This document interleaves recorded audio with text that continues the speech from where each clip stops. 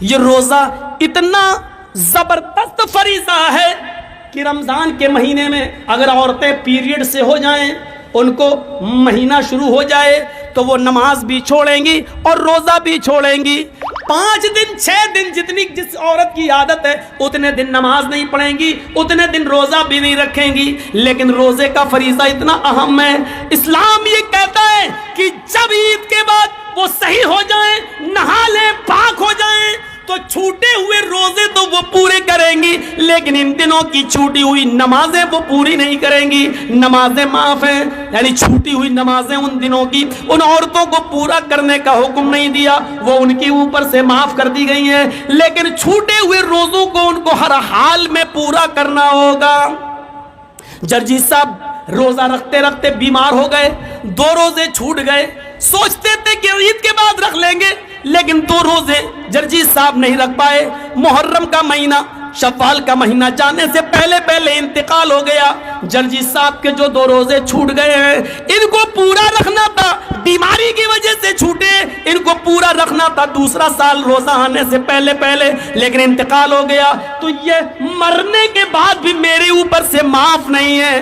اب یہ چھوٹے ہوئے 2 روزے میری اولاد پورا کرے گی، میری بیوی رکھے گی، میری بہن رکھے گی، میرا باپ رکھے گا، میرے خون کا کوئی رشتہ ہوگا وہ رکھے گا۔ غور کیجئے، یہ اتنا زبردست فریضہ ہے یہ روزہ، جو کسی بھی کنڈیشن میں معاف نہیں ہے۔ بہت زیادہ کوئی بوڑھا آدمی ہے جو روزہ ہی نہیں رکھ سکتا ہے، اس کے اوپر سے بھی معاف نہیں ہے۔ ہاں روزہ نہیں رکھے گا، لیکن ہر ایک دن کے روزے کے بدلے میں مال فدیہ دے گا، ایک مسکین کھانا کھلائے گا، ایک فقیر کو کھانا کھلائے گا، پیٹ بھر کے اس کو کھانا کھلانا ہے۔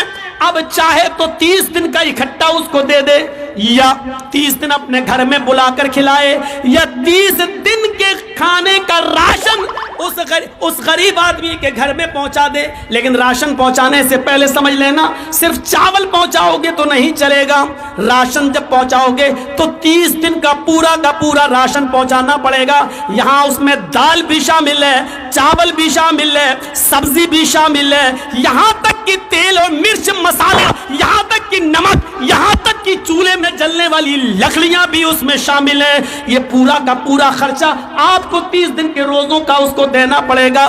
یہ روزہ اتنا بڑا فریضہ ہے جو کسی بھی کنڈیشن میں معاف نہیں ہے میرے بھائیوں۔ لیکن اسلام یہ کہتا ہے، جرجی صاحب بیمار ہیں، جرجی صاحب روزے سے ہیں، جرجی صاحب کے بغل میں پڑوس میں رادھے کرشنا نام کا آدمی رہتا ہے، اس کا بیٹا بیمار ہے، اس کو آپریشن کی ضرورت ہے، ڈاکٹر نے کہہ دیا ارجنٹ 1 بوتل خون کی ضرورت ہے، 1 بوتل بلڈ کی ضرورت ہے، اس کے گروپ کا بلڈ چاہیے، اس کے گروپ کا بلڈ نہیں مل رہا ہے۔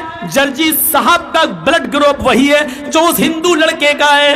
اسلام یہ کہتا ہے اس کی فوراً جان بچانے کے لیے جرجی صاحب آپ فوراً ہاسپٹل جائیے، 1 بوتل بلڈ دیجئے اور جلدی سے اس کو چڑھوائیے اور اس کی جان بچائیے۔ جرجی صاحب کہنے لگے 1 بوتل خون دیں گے تو روزہ ٹوٹ جائے گا۔ اسلام یہ کہتا ہے کہ یہاں پر کسی کی جان بچانے کے لیے اپنے روزے کو توڑ دو۔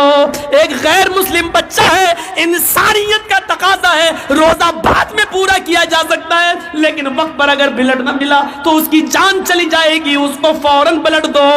جرجی صاحب کو اپنا روزہ توڑنا پڑے گا اور روزہ توڑ کر بلڈ دے کر اس کی جان بچانا پڑے گی۔ میڈیا والوں لکھو اور بیان دو، اسلام یہ شکشا دیتا ہے، اسلام یہ تعلیم دیتا ہے، تمہاری طرح نہیں کہ رام کا نام بدنام کرو، پیڑ سے باندھ دو، جے شری رام کے نعرے لگاؤ، مسجدوں سے بھی گزرو تو رام کا نام لگاتے ہوئے گزرو، یہ نعرہ لگاتے ہوئے سنو۔